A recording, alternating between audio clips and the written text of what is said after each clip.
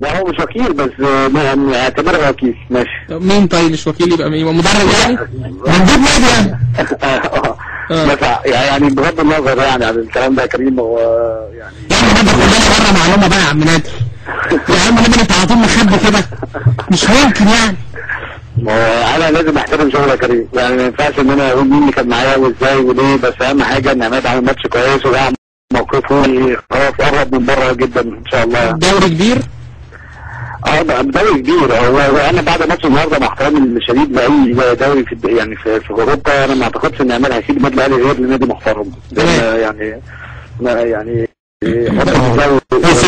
اوصف لنا نادي محترم او نادي كبير يعني ايه؟ يعني ما هو اي نادي في الدوري الاسباني او يبقى نادي كبير ولا لا يعني نستبعد شويه دوريات. ما نتكلمش في تركيا، ما نتكلمش في اليونان، ما نتكلمش في هولندا مع احترام طبعا، نتكلم في اسبانيا بس فرق في الدرجه الممتازه ولكن مش التوب.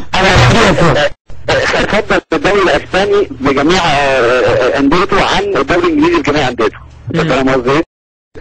مع التجربه بان ان في انديه في انجلترا يعني ما فما حتى لو في عرض منها. انت فاهم قصدي؟ ما تنساش من ناحيه الامكانيات قوه يعني الانجليزي. طبعا ما تنساش ان هم بيلعبوا يعني في نتكلم على الريال، نتكلم على ستوك، نتكلم على الناس دي.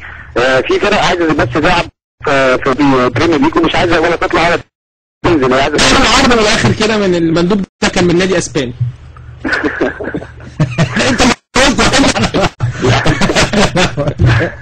انت خلينا ننزل في الاحداث بس برضه انا هديكم برضه في شويه معلومات. اعتقد ان كريم عمرو المفروض هيجي كمان 4-5 ايام مصر. الموضوع بتاع عمرو برضه انا بدي لك بس حاجات ما اعتقدش ان حد يعرفها.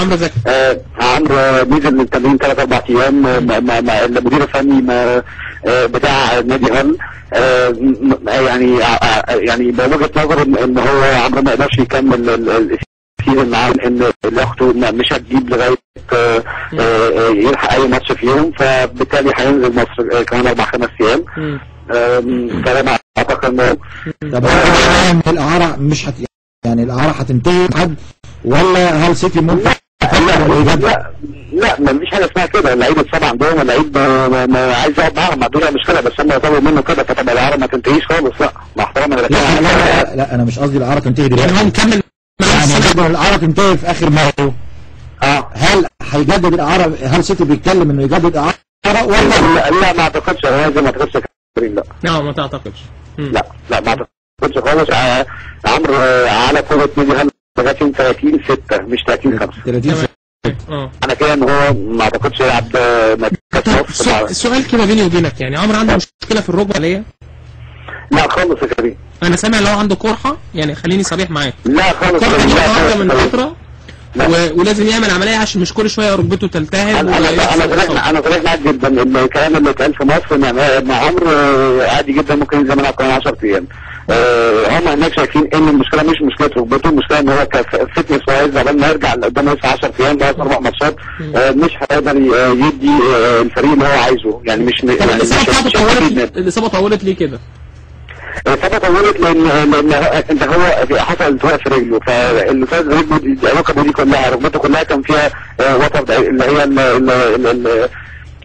البكتيريا والرباط البكتيري والكاريك والحاجات دي كلها. تحسنت الامور بقى كويس، بس حس بوجع تاني فقال انا ما اقدرش ابص على ركبه عمرو دلوقتي، لازم النادي بتاعه هو اللي يبص عليها. نزل مصر الدكتور احمد علي شاف وقال ما فيش اي مشكله خالص 10 ايام وهرجع تاني. قعد 10 ايام في مصر وتاهل على عند دكتور مصطفى منوري. رجع في اهل سيتي بريبورت النادي الزمالك ان هو عادي جدا يلعب يبتدي ينزل الملعب. نزل الملعب بقى 3 ايام.